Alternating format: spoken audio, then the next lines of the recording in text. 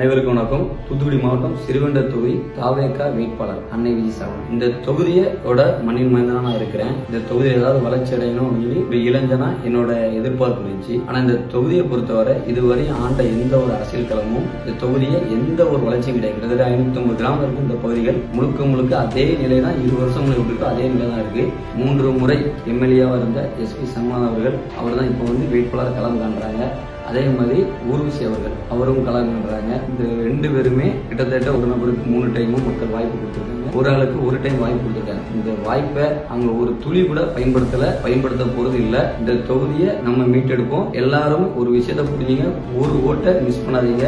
ஏன்னா இவங்களால எந்த மாற்றத்தையும் கொண்டு வர முடியாது. அடிப்படை விஷயத்தை கூட கட்டமைக்க முடியாத இவங்களால இந்த தொகுதிக்கு எந்த நலத்திட்டத்தையும் பண்ண முடியாது. மாற்றத்துக்கான விதை தளபதி விஜய் அவர்கள் மட்டுமே. அனைவரும் விசில் சின்னத்துக்கு உங்க வாக்கை செலுத்துங்க.